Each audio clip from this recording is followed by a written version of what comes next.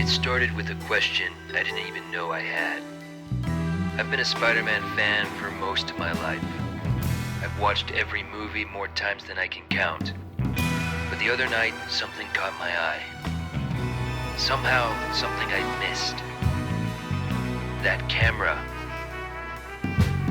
Peter Parker's camera. I'm a photographer, a filmmaker. I didn't know what camera Spider-Man used. Not just in one movie, every movie. I found Peter Parker's camera and uncovered more than I expected. Honestly, I wouldn't say it was difficult to figure out which cameras Peter Parker used. I spent a few nights digging through movie stills, prop forums, and even Reddit threads. At first I thought Tobey Maguire's Spider-Man might have been using the Nikon F2. They look almost identical, and the F2 was a very popular film camera among photojournalists. But in the movie, even though the camera logo was painted over, you can just make out Canon if you look closely. At one point, I even found a video on Reddit of a Canon camera supposedly on display at the Sony Studios tour. And on the side of the body, the smoking barrel was the engraved F1 still very visible. The giveaway though was the Prism viewfinder. It matched the Canon F1 new model specifically from the 1980s, not the original version. So that's how I confirmed it. Tobey Maguire's Spider-Man was shooting on the Canon F1 new.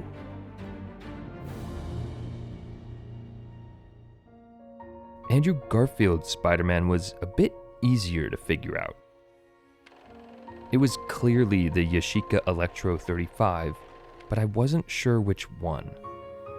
There are a few nearly identical looking models. However, I noticed in the film, Andrew Garfield's Spider-Man is using a flash through a hot shoe. So that's how I confirmed in The Amazing Spider-Man, he was using the Yashica Electro 35 GSN. Two different Spider-Men, two very different cameras. And I weirdly think the choice of camera tell you a lot more about who the characters are in their story. So now we know what both cameras each Peter Parker used. Tobey used the Canon F1 and Andrew Garfield used the Yashica Electro. Both iconic cameras, but the question is, why would the prop team pick these for the story in the first place? I think the only way to really figure that out and to get into their heads is to actually use them. Fumble a bag, now I will not fumble a bag. Act like you know how this goes.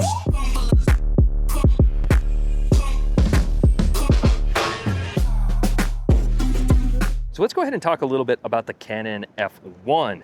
It's this super durable camera from the 1970s era, and it really is built for professionals. It's got this really heavy all metal design, and the original one was fully mechanical. It became kind of a favorite of photojournalism's back in the day and was even used in many Olympic Games from Munich all the way to LA. And I do think that it kind of reflects Tobey Maguire's Spider-Man's character a little bit because it is a rugged and tough camera, but it's a little bit older. And at the time of Peter Parker, he may not have been able to afford the latest and greatest photojournalism camera, so he looked to yesteryear's photojournalism camera so that he could still be professional and play with the big leagues. Could you pay me in advance?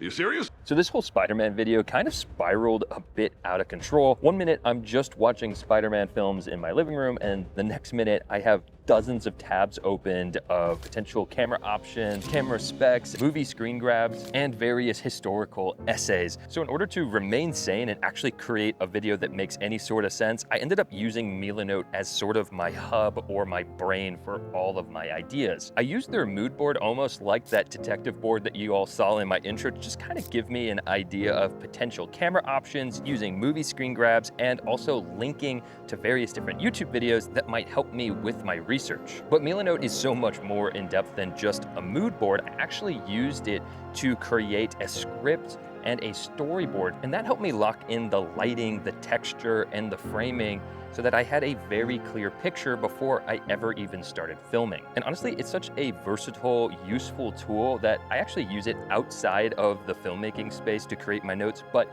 in the filmmaking space, it's definitely my go-to for any of my more complicated videos that I'm working on. And if you want to try out Milanote for yourself, I will have a link in the description, and you can actually try out Milanote for free today. And the Canon F1 really does have a professional feel. That shutter and crank really has a nice clunk to it, which I do appreciate. Also, the split prism in this thing is great. I'm not the fastest at split prism focus. Autofocus has definitely spoiled me, but as far as they go, really cool. And then also the most unique thing about the F1 is that the prism actually can come off. And this is what allows you to be able to do like a waist down, top down kind of a shooting style, which is pretty amazing. But all these amazing professional features definitely came at a cost. From my research back in '71 when this camera first came out, I think it equates to roughly or a little over $2,000 today. So this definitely wasn't an affordable camera. Hey, kid, you want a job? Why would I want a job? I'm just a kid. All right, how much for the camera? $100. $100? All right, you little fuck. Here. Now, the Yashica Electro 35 GSN is kind of a completely different animal. It is a lot more affordable and a lot lighter, and honestly feels a little bit more on the cheap side compared to the Canon F1. But this version is also the first version that had a hot shoe and a leaf shutter. And so with that, it's much more suitable for flash photography, which we can actually see Andrew Garfield Spider-Man do in the film, which is pretty dang cool. Now, the interesting thing about the Electro 35s are that they're aperture priority only, and that's definitely the downside of this camera and the downfall of this one specifically. I'll touch on that a little bit later, but there is no way to shoot manual photos with this camera. Kind of goofy. Now, even though I've been saying that this one is a bit on the cheaper side, the lens on here is kind of well renowned. It has a fixed 45mm f1.7 lens that supposedly takes beautiful photos. I say supposedly because I'm not sure that any of the photos that I take are actually going to work out. You guys will see in the video before I do. And the reason why is that these cameras, the Electro 35s, tend to have electrical issues, ironically enough. Because this camera is aperture priority only, it relies on the light sensor to be able to expose. And this one, no matter what I do, always reads slow, so I'm really not sure that any of these photos are going to turn out. That being said, I do think that this lighter, faster, more scrappy style of the Yashica Electro 35 GSN, it really does reflect Andrew Garfield's Spider-Man just a little bit more. He's a little bit more innovative, and he tends to be a little more street level than Tobey Maguire's Spider-Man, so I do think that's pretty cool. Although, if I'm being completely honest, I think the reason they picked this camera really just comes down to the fact that it's called the Electro, and the villain he fights in that film is called Electro. Could also be that. Let's do a little mini review of these two cameras now from the 70s. The Yashica Electro, love the chrome look, feels really cool in that way, but honestly, that aperture priority only mode kinda kills it for me. One, if it has electrical issues, obviously, but two, I just like to take manual photos, and it does honestly feel a bit cheap. Now, the Canon F1, on the other hand, is just a much more professional premium camera to the one I already own, the Canon AE1. So I really do like that. Plus, the viewfinder being able to come off so that I could do waist level shots is really cool. So yeah, I would probably pick up the F1 today, no problem. And the Yashica Electro looks pretty cool on a shelf.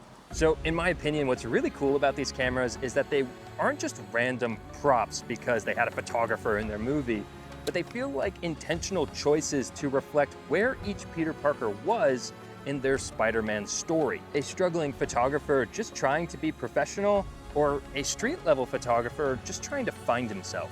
I think that it's really cool how two random props in a movie can kind of help to give you a different perspective or backstory on some pretty iconic characters.